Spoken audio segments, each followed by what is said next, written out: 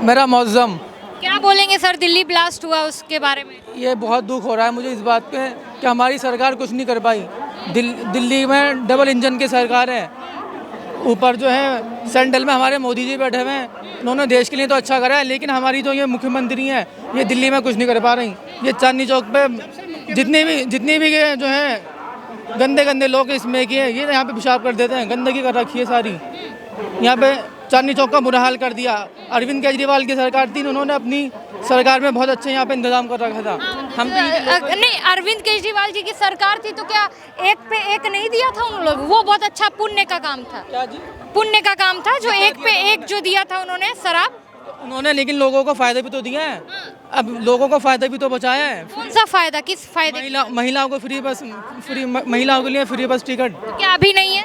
अब कहाँ है? नहीं है, नहीं है। अभी भी है सर? चलिए अगर होगा तो सही है, लेकिन वो पिछली वो पॉलिसी चल रही होगी। अभी नई पॉलिसी तो नई बस दी उन्होंने आते के साथ 6 महीने में, देवी नाम है उस बस का। वो तो पिछली सरकार का वो था ना, पिछली सरकार का वो था, क्या नाम है, पिछली सरकार ने लागू करी थी। वही तो सिर्फ नाम, वो ये जो है काम दूसरी सरकार करती है, पहली की सरकार, और बीजेपी सरकार आके अपना सारा अपना वो ले जाती है, क्रेडिट ले जाती है सारा। क्या बोलेंगे जो ब्लास्ट हुआ है, मानसिकता कहाँ से आती है सर? आप भी तो उसी समाज के हैं, आपके अंदर तो वो मानसिकता नहीं है। इस समाज के है वो, तो उसमें किसी का नाम तो अभी जाहिर नहीं हुआ ना। जाहिर नहीं हुआ? जाहिर नहीं हुआ ना। मतलब कैसे जाहिर होता है सर? पोस्टर लगा दे लाल किला में, ये बात सुनिए। ये पोस्टर लाल किला का पेंट हटा के वहाँ पे नाम लिख दे। देखिए ऐसा होता है, हर उसमें कोई भी आदमी किसी का कुछ भरोसा नहीं है। ये आदमी यहाँ पे खड़े हैं, इनका कुछ भरोसा, ये क्या करते हैं? तो आदमी के किसी का मजहब का, किसी मजहब का भरोसा नहीं है, किसी का मजहब का, किसी का धर्म का, कोई उससे आतंकवाद से किसी का लेना देना नहीं है। लेना देना नहीं है, मजहब का कोई लेना देना नहीं है आतंकवाद से। और बहुत शर्मनाक हादसा ही है। आप कैसे बोल रहे हो मजहब का लेना देना नहीं है? जी। क्या वो जो डॉक्टर उमर जो फटे हैं वो तो एक कुर्बानी के नाम पे, वो हमें नहीं, वो तो सारा ही प्रोपेगेंडा है, पता नहीं क्या चल रहा है। सिर्फ जो है लोगों के अंदर नफरत फैलाने के लिए है, सब ही है। मुंबई ब्लास्ट किसने करवाया था पता है आपको? कौन कौन थे उसमें, कौन था? आज मेरे पास रिपोर्ट आई है कि उसके अंदर एक भी मुसलमान का नाम नहीं आया। आप चेक करो ना, आप चेक करो ना भैया, आप चेक करो ना। उम्र कितनी है आपकी? कितनी है? मेरी 42 की उम्र है। 42 है, मतलब आपसे आधी है बस। तेरे से क्या बात? अच्छा बोल रहे हैं कि आतंकवादी का कोई धर्म नहीं होता? होता है। कैसे होता है? आप देखो ना, नेट पे सर्च मारो, ब्लास्ट जो भी आतंकवादी टेररिस्ट अटैक हुए हैं, लादेन कौन था जो अमेरिका को उड़ा दिया? अभी तक तो नाम ही क्लियर। सिविल इंजीनियर था वो भी। ये देखिए, कोई भी पता है आपको? ये सारे जो होते हैं स्टंट होते हैं, सारे स्टंट है। सब इससे प्रॉफिट किसको हो रहा है? ये सारे जो बिजनेसमैन कसाब आए थे वो कौन थे? बिजनेसमैन को फायदा होता है। कसाब कौन? मुंबई में गोलियां हमारी स्टेशन के ऊपर, यहाँ भी गोलियां हो सकती हैं। जानते सब है, बोलते नहीं। सब पता है इनको, सब पता है। भाई का नाम बोल रहे हैं कि जो भी आतंकवादी थे जो ब्लास्ट थे उनके नाम अभी तक जाहिर नहीं हुए हैं। हालांकि सोशल मीडिया पे सब पे नाम जाहिर हो गए, पर इनके लिए उम्र में तो हमसे बड़े हैं, उम्र में हमसे बड़े हैं, हम इनको चूतिया भी नहीं बोल सकते। देखिए देखिए उम्र में मैंने गाली कहाँ दिया? मैंने गाली थोड़ा दिया, मैंने बोला कि बोल नहीं सकता मैं, ठीक है। और दूसरी बात है इन्होंने बोला नाम जाहिर नहीं हुए हैं, तो ये उमर कौन है, ये आदिल कौन है, और उसके बाद शाहीन ये कौन है? ये कौन है? ये बताएं हमको। कौन है भैया फिर? ये कौन है फिर? वो जो लोग आए हैं, जिनके नाम आए हैं, वो जो लोग आए हैं उनके नाम आए हैं, सही है। उन लोगों ने बहुत शर्मनाक ये करा है, लेकिन अभी उसकी जांच चल रही है, तो उसमें देखते हैं किस किस के नाम आते हैं। जब इसकी पूरी तह में जाएंगे, जब पता चलेगा कि इसके पीछे कौन था। जब किसी का नाम आ जाएगा तो आप लोग उसका बहिष्कार करेंगे? करेंगे, क्यों नहीं करेंगे। कहाँ मोहल्ले वाले तो मान नहीं रहे कि बेटा उनका AK-47 लेके घूम रहा था। मोहल्ले वाले जो है ना, वो भी वही दिख रहे हैं हमको, जिस हिसाब से उनकी बातें हैं और जिस हिसाब से उम्र को क्या नाम है एक सुलझा हुआ युवा बता रहे हैं, तो मैं हाँ बेचारा बता रहे हैं, तो मुझे लग रहा है ना वो भी एक, मतलब मैं तो देखो, मैं तो गाली नहीं देता हूँ मैम, लेकिन वो भी हमको लग रहा है ना, वो भी बहुत बड़े बहन के हुए हैं, ठीक है। तो गाली इसके आगे नहीं दे सकता, मीडिया पे हूँ। और दूसरी बात, ये जैसे बोल रहे हैं उम्र की बात की नाम नहीं जाहिर हुआ, ठीक है, चलो 2 मिनट के लिए। आतंकवादी का धर्म भी नहीं होता, आतंकवादियों का धर्म भी नहीं। बिल्कुल सही बोल रहे हैं, मजहब होता है, धर्म थोड़े ना होता है। धर्म तो हमारा सनातन है, ठीक है, तो मजहब है इन लोगों का। तो मजहब होता है ना आतंकवाद का। किसी जाति धर्म कोई मजहब से नहीं होता। सुनिए, बोको हराम का मजहब क्या है, हमास का मजहब क्या है, बताइए हमको। और ये उमर जो यहाँ पे आके फट गया, इसका मजहब क्या था? वो जो आदिल पकड़ा जाता है उसका मजहब क्या है? वो शाहीन पकड़ी जाती है उसका क्या है मजहब, बताइए ना हमको। उसका मजहब तो बताएंगे यही। क्या बोलेंगे सर, आप ही के समाज के लोग ऐसा क्यों हरकत कर रहे हैं सर? 4 करते हैं, पूरा बताइए 20 करोड़ बदनाम हो जा रहा है। अरे वो जो है मीडिया को भी तो कुछ वो चाहिए ना, मिर्च मसाला। आपको बताइए, आपको कौन सा मसाला चाहिए? ये जो आतंकवादी हैं इनको कौन सा देश में मसाला चाहिए? मतलब नहीं है, लेकिन आपको शर्म आनी चाहिए। आप हंस रहे हैं। यहाँ पे जो ब्लास्ट हुआ था ना भाई साहब, तो मैं रिपोर्टिंग कर रहा था, उसमें जो वीडियो वायरल हुई थी ना, मैं रिपोर्टिंग कर रहा था। वो जो इंसान के टुकड़े आगे गिरे थे ना, यहाँ आके गिरे थे, वो लोगों के अतड़ियाँ बाहर आ गई थी यहाँ पे। वहाँ पर ना वो विस्फोट जो हुआ था, वहाँ पर किसी का धर्म, किसी का मजहब, किसी का वो नहीं पूछा, सबको ले डूबा। शर्म आनी चाहिए। हम भी इस चीज़ की निंदा करते हैं, बहुत अफसोस ना गई है। हम भी यहीं कहीं हैं, कहीं बाहर के नहीं है।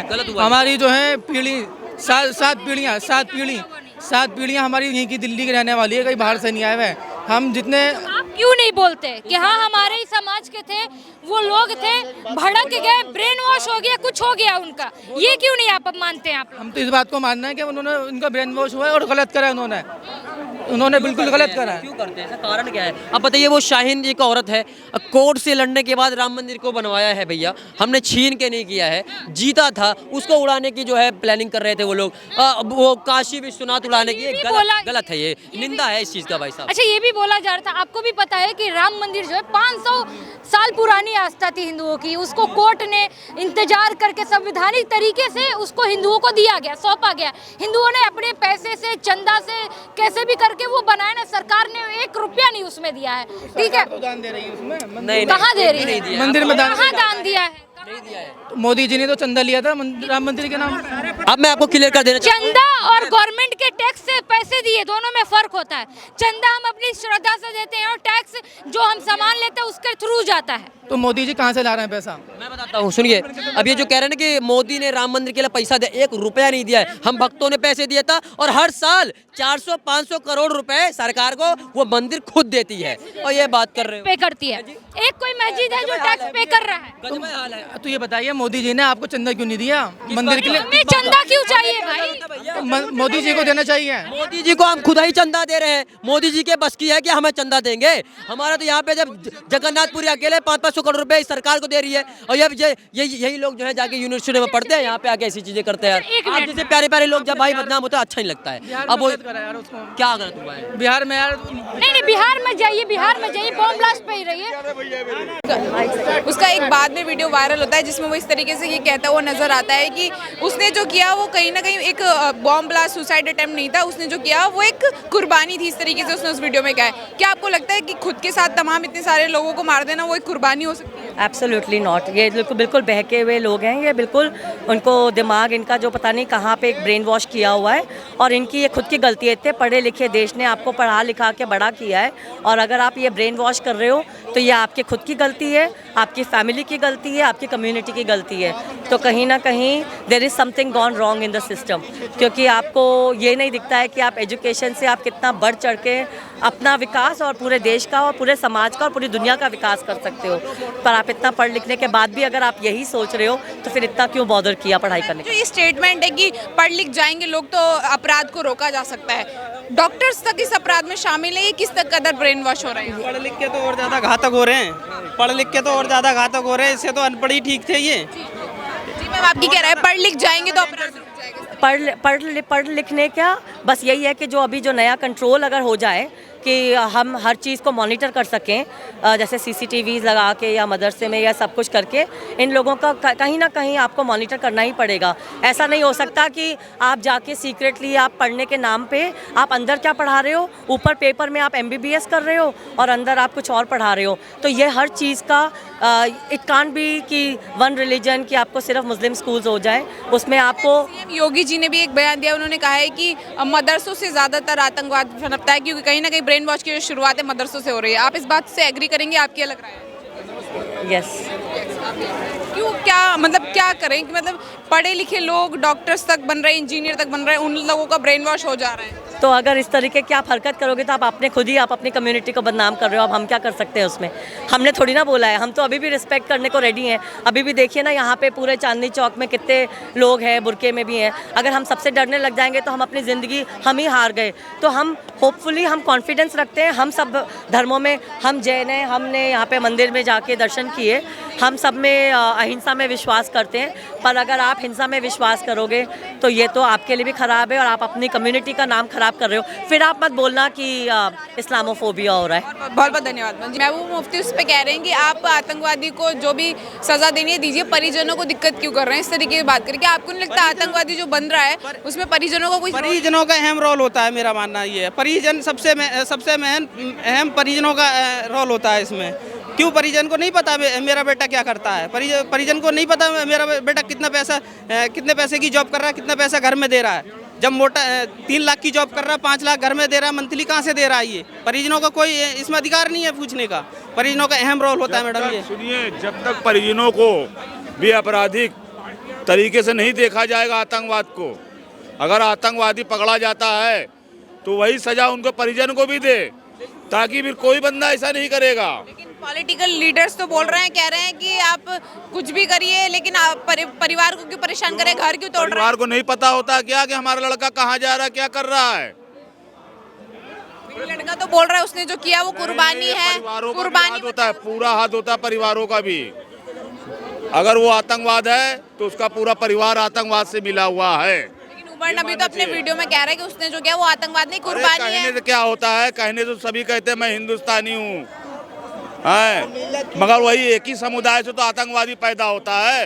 पहले तो पाकिस्तान से तो यहीं पर आतंकवादी पैदा हो रहे हैं। आतंकवाद का कोई धर्म भरोसा करे? हाँ, आतंकवाद का कोई धर्म नहीं होता। आतंकवाद का धर्म होता है। धर्म ना होता तो वो जनाजे नमाज पढ़ा के नहीं उसको दफन करते।